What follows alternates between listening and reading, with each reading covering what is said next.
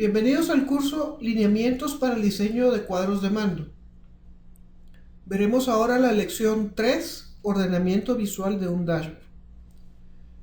Obviamente un dashboard, un cuadro de mando, tiene una serie de elementos, de partes que lo definen y que nos permiten presentarle a nuestra audiencia de manera ordenada la información que estamos presentando.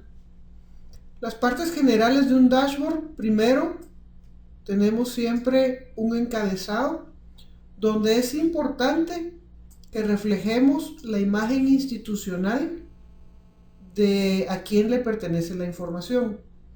En el caso de un ministerio, por ejemplo, podría ser el logo del ministerio y los colores o la imagen institucional que se estén utilizando. En esta área podemos ser muy creativos. Aquí no aplican los conceptos de relación de tinta y dato. Aquí podemos libremente utilizar una imagen que sea atractiva, que refleje los valores o los principios o las prioridades de la institución, sin mayor limitación más allá de lo que es estéticamente atractivo.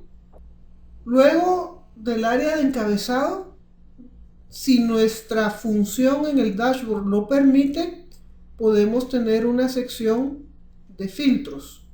Y estos pueden ubicarse de distinta manera, pero lo importante es que sean fácilmente visibles y que estén todos los filtros agrupados en un único lugar. Debemos evitar tener un filtro en una posición, otro por abajo, otro por en medio, sino más bien agruparlos todos en un misma área. Y podrían ubicarse de manera horizontal, podrían ubicarse de manera vertical, eso no importa siempre y cuando el área esté claramente delimitada y visualmente diferenciada de el siguiente área, que es el área del contenido de nuestro dashboard. Aquí es donde ubicamos los elementos visuales que forman nuestro cuadro de mando, los elementos que nos van a permitir contar la historia. Opcionalmente, aunque de manera deseable, se puede tener una última área en la parte inferior con el pie de página. Generalmente en esta área podemos identificar la fuente de los datos, el año de la última actualización y elementos que son de referencia del resto del cuadro de mando. El dashboard no solo tiene, digamos, partes como lo vimos anterior, sino que también hay un concepto como de bienes raíces.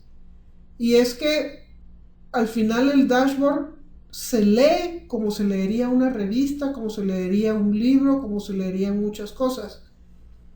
Y nosotros, por nuestra tradición occidental, siempre tendemos a leer de izquierda a derecha y de arriba para abajo. Entonces, visualmente, siempre que entremos a un dashboard nuevo, a menos de que haya un elemento visual muy predominante, lo primero que vamos a ver es este cuadrante en la esquina superior izquierda. Es muchas veces recomendable utilizar ese espacio para identificar cuál es el cuadro de mando que estamos viendo y a qué institución pertenece. Y luego de esta primera importancia hay áreas de segundo nivel de importancia, llamémoslo así, que son las que son adyacentes a ese primer nivel, y la parte central, donde también nuestra vista generalmente tiende a movilizarse cuando entra a una nueva pantalla. Hay algunas que son consideradas como neutrales, que no tienen tanta importancia como estas, pero sí tienen algún nivel de relevancia. Y conforme nos vamos descendiendo hacia abajo, hacia la esquina, pierde importancia y el tiempo y atención que nuestro usuario le va a dedicar a lo que haya en ese lugar. Entonces, si nuestro cuadro de mando quiere sobre todo hacer relevante un dato en particular, es importante ubicarlo en estas áreas primeras y no en las últimas. Algo que se suele ubicar en esta ubicación es, por ejemplo, el botón de salida o de regreso, que no se presenta antes porque queremos que el usuario termine de navegar entre nuestro dashboard antes de considerar salirse del mismo. Y como hablamos de izquierda a derecha, de arriba para abajo, es la manera natural en que por nuestra cultura occidental nosotros leemos un libro, un cuaderno, una revista o un cuadro de mando incluso. Pero nosotros podemos, a través de elementos visuales, reordenar el orden en que queremos que el usuario lea la historia que le estamos contando. Para ello existen una serie de opciones. Una primera opción es la de poder agrupar visualmente elementos. En este ejemplo de cuadro de mando tenemos 3 áreas debidamente delimitadas por los recuadros que la delimitan cada una de ellas. Y entonces el usuario, cuando entra, en vez de leer en este orden, en realidad lo que hace es leerlo en este orden.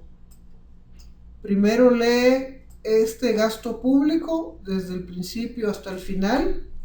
Cuando ha terminado de leer estos 2 indicadores, lee estos segundos elementos y finalmente lee la tercera área, que hace referencia a la ejecución presupuestaria. El elemento, por ejemplo, de esta línea que colocamos aquí en medio dentro de una sección nos sirve sencillamente para diferenciar o separar visualmente los elementos del indicador arriba de los elementos del indicador abajo. Eso para que mentalmente el usuario, cuando lo vea, sepa que aquí se habla de algo distinto a lo que se muestra acá. Otra de las maneras de poder modificar un cuadro de mando es garantizando cierto flujo. En este caso en particular, se cumple lo que mencionábamos anteriormente, de que la lectura va a ser de izquierda a derecha, de arriba a abajo. Y entonces, por una programación natural, el usuario va a leer primero esta área, el indicador de escolarización, segundo el de promoción, tercero el de fracaso y 4 el de conservación finalización. Y obviamente, cuando se trabajó el diseño, el orden de estos indicadores fue escogido en función del ciclo propio de la información. Es decir, primero analizamos un tema de cobertura, conseguimos a los niños, luego vemos qué resultados tuvieron, si fueron promovidos o fracasaron, y luego si terminaron el ciclo escolar. Es importante que ese orden en la posición de los indicadores refleje el flujo de lectura. Y quisiera resaltar también cómo en este cuadro de mando se han reflejado claramente las secciones que hablamos con anterioridad. Un encabezado claramente definido, un área de filtros que está visualmente separada, el cuerpo del dashboard y finalmente el pie de página. En la esquina inferior derecha, aquella visualmente más débil, es donde colocamos el botón de volver, para que llegue a él solo después de haber leído toda la información del cuadro de mando. Y también hay otra manera para reordenar, y es armando ciertas relaciones. En este caso, de los indicadores de contexto, se armó una relación entre los indicadores globales e indicadores más específicos.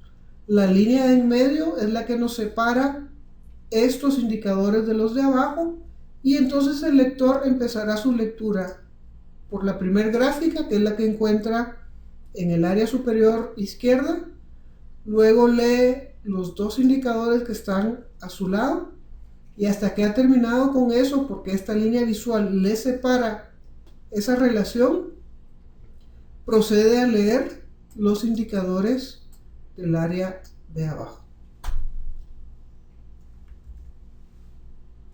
En síntesis de esta lección, es importante recordar que la ubicación de un elemento nos va a reflejar su importancia.